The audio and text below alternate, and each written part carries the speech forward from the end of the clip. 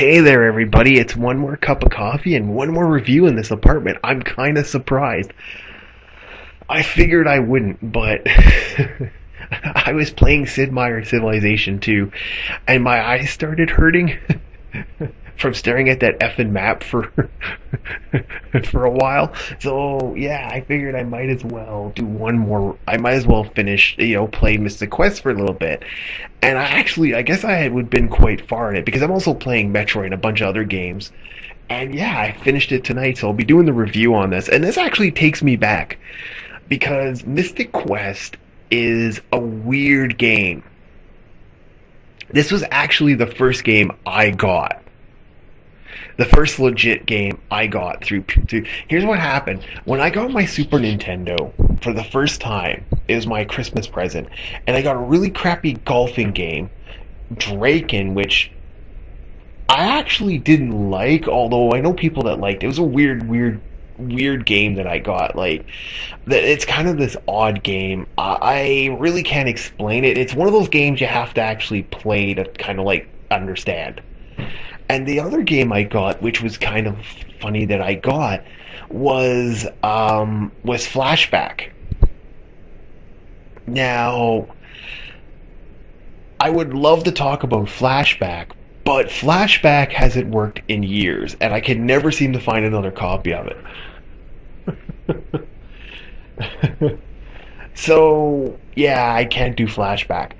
But what had happened was I hated this golfing game, and I hated the other RPG, Draken. I didn't like it at all.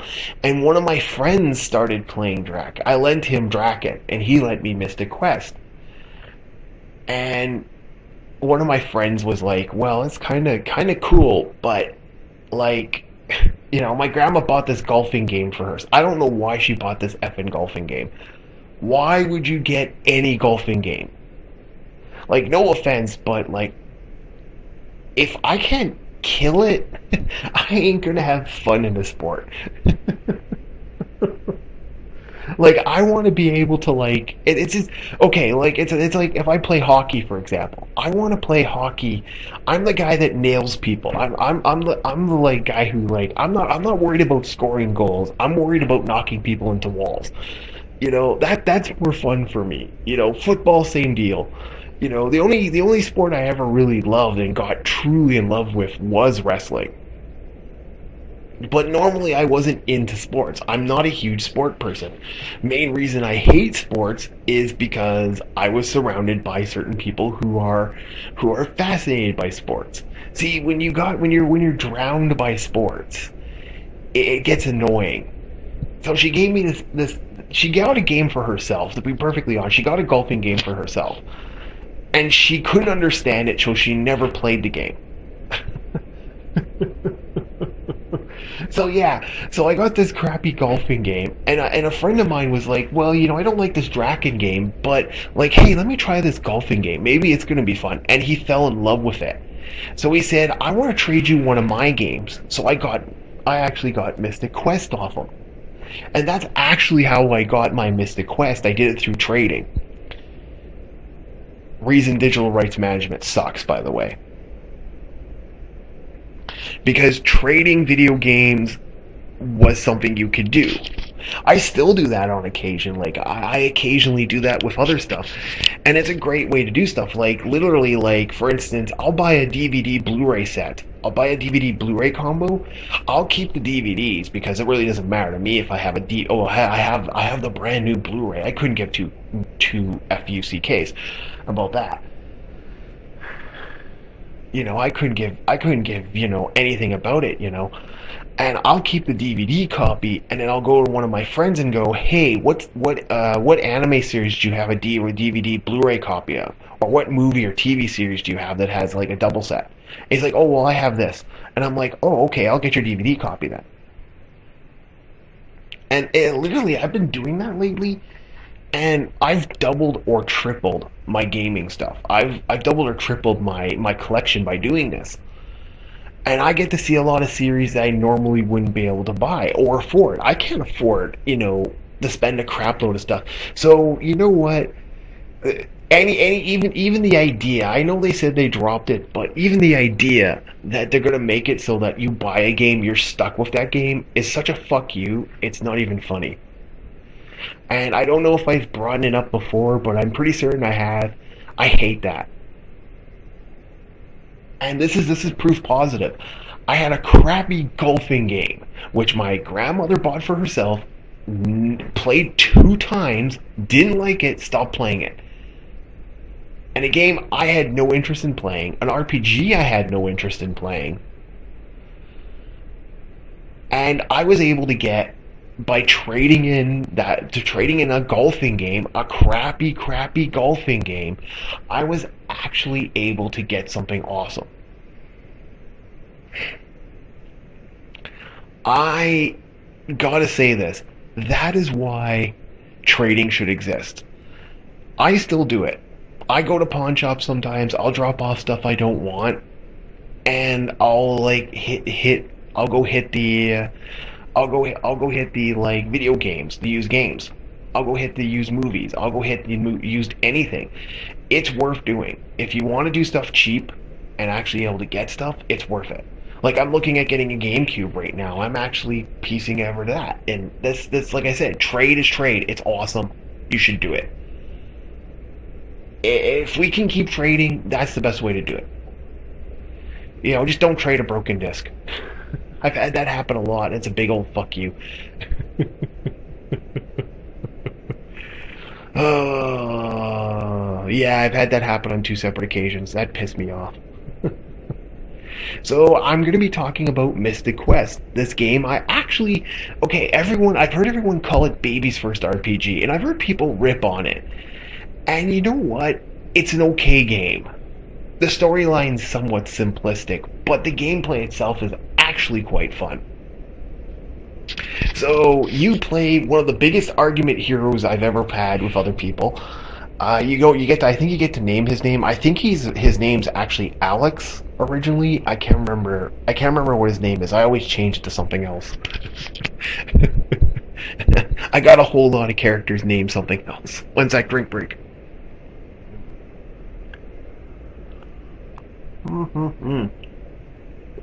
Yeah. So we'll call him Alex. And this is arguably one of the hardest characters to figure out. What is he? Name that character class.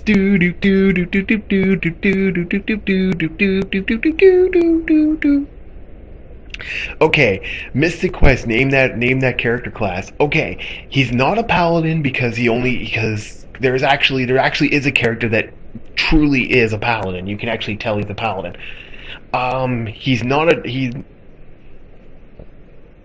a wizard because he has a unique weapon classifications of unique weapons. He's not a knight because he's not a straight battle character, although you could technically play the game as a battle character. And he can use not only white magic, black magic, and wizard magic. So what is he? After arguments and me and my friends talking about this, we have honestly determined you are playing the very first. Square was the very first gaming company to create the Battle Mage. This is what he is. Unique weapon set. He has weapons that gauge from everything. He has the ability to cast multiple spells. He is the first to do this. First Battle Mage. So you play Alex the Battle Mage. And so basically, as you basically have to fight this monster. You run into this guy on a floating nimbus. On a flying nimbus, and he says, well, you have to get through this magical tower, and you have to free the magical crystals. You have to save the world. So he decides, okay, well, I might as well do it. I have no choice.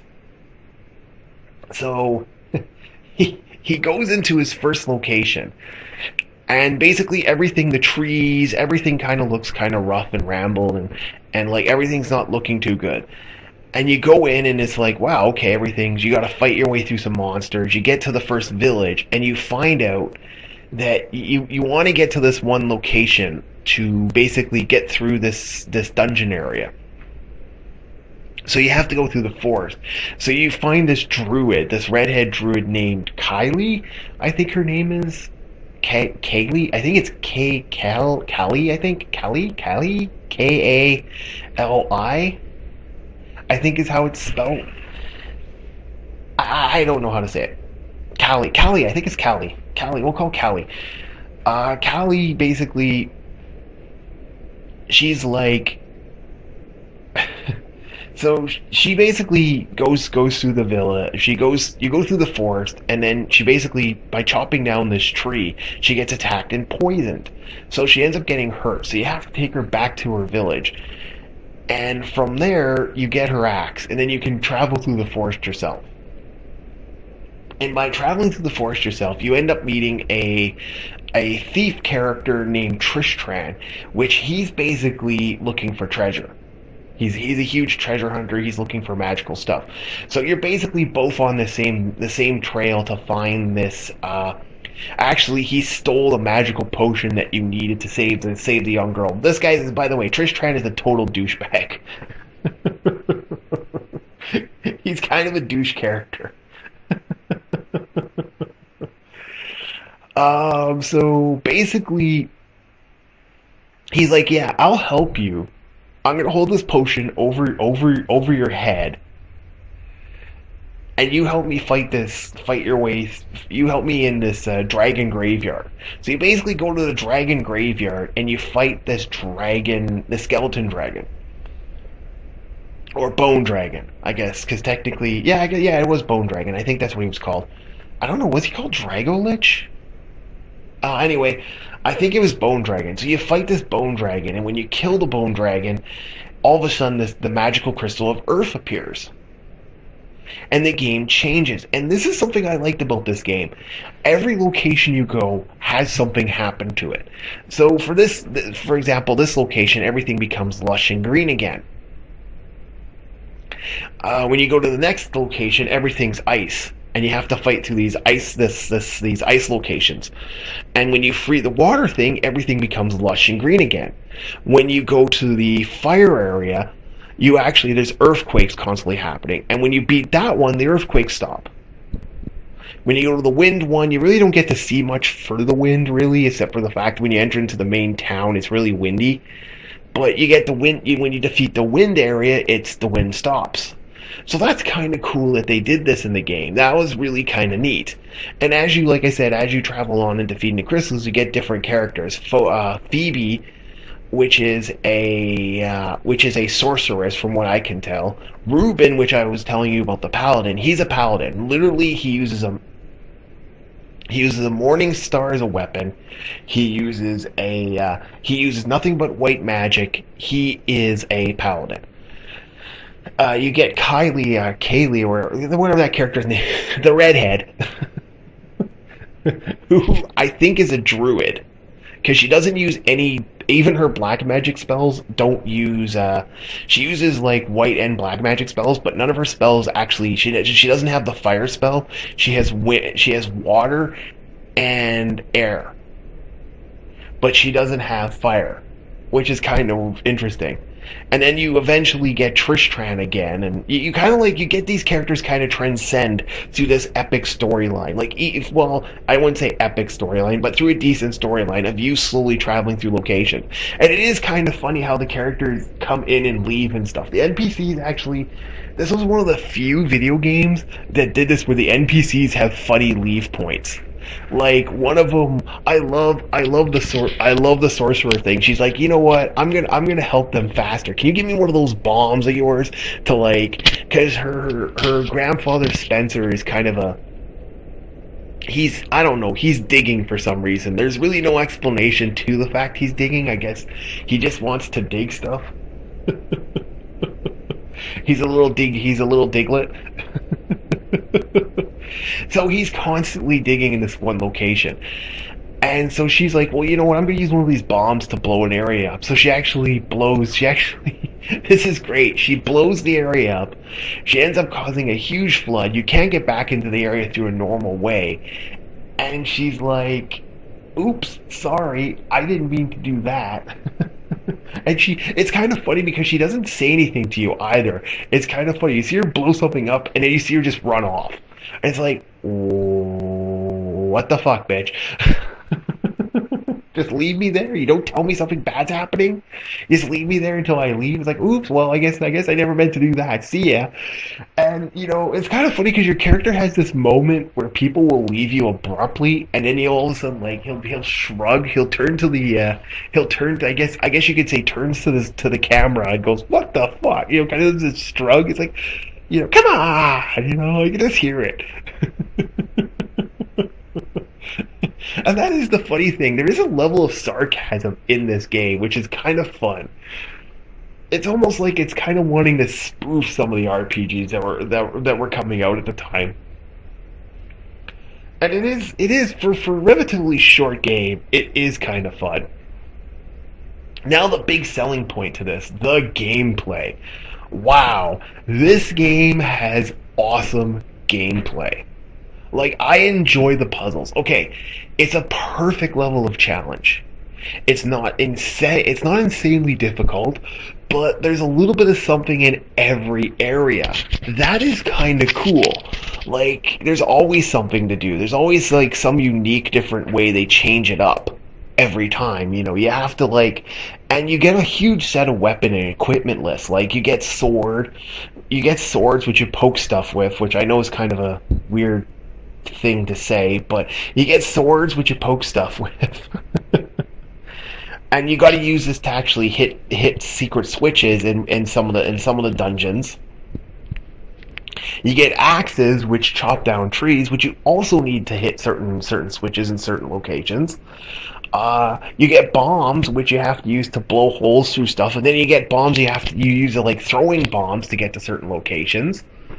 Like, you get claws, which actually you need to climb up locate to get to certain areas. And not only do you get these claws in some locations, but you even in later games you actually get more. Like, you get this dragon claw, which allows you to like grapple from location to location. So there's always something new and unique in each kind of map. There's always a little something to do, and that's kind of neat. That's cool. The other thing that this is something they never did in Nintendo games. Like, you didn't see it very often. I don't really remember seeing it a lot. Battle damage. In Super Nintendo games, you never really didn't see it that often, where you actually saw things suffer battle damage. When you hit something and do some serious damage, like when you do damage to something, it'll actually like lose a rib. Like, for example, a great example of this is the first boss that you fight, the skeleton guy. You do half damage to him, he loses some of his claw, he loses some of his stuff. You do more damage to him, he's on the ground. So it actually it slowly suffers more and more damage as you progress. So there's actually there's injured, and then there's near fatal. There's injured and wounded. Battle damage. So your character will actually suffer damage as you do more damage to them, which is kind of cool. There's two styles of you have your normal HP number bar, and there's another one that actually is like just a standard tick system, which is actually that's kind of neat. They never did that in other RPGs. I would have liked to actually seen that in other RPGs. The tick thing gives you a level of you're not 100% sure how much HP you have, which is actually I actually like that a little bit because it adds a little bit of difficulty. You not only can you use your NPC characters, but you can switch the NPC characters to auto, which also adds a little bit of difficulty. What makes this game truly easy, and this is something you can actually, if you don't do this, you can actually make the game really a little bit more difficult, is one thing and one thing only: seeds. This is the ability. These fully heal your magic. They're not that expensive, and once you get to the fireplace, you can max them out. And once you max them out, because, for example, I did this because I was trying to do this game fast. I wanted to beat it under 20 hours. I grabbed a lot. I grabbed the max 999 seeds, or 99 seeds. That made me really hard to beat. Because I just constantly keep on using healing and other type of stuff, and it just made the game really simple for that sense. You can actually speed through the game. I beat it within 8 hours, which I actually think that was kind of slow. You could probably do it a little bit faster. Overall, this is a decent game. Even the music, like I could go on for hours about the music. This is perfect Super Nintendo music. But to be, it's just a great game for some of the weird, and crazy things that this game had for it. It was a fun game. Mystic Quest, Final Fantasy Mystic Quest, as it's known in the American area, is a great game. I'd honestly give it a rating of 7. That's how great this game is. I enjoyed it. It's fun to play, and even though for the level of ease that it can sometimes have, and I do agree. This is a game that if you have kids that you want to get into RPGs, this is probably the game you want to give them. But it has enough challenge that a grown adult can still play it. It's still fun. Anyway, that's my review of Mystic Quest. Yeah, I guess my next review should be in my next apartment. We'll see what happens. Actually, I should probably be getting a phone call very shortly. All right, have a good one, guys. Bye.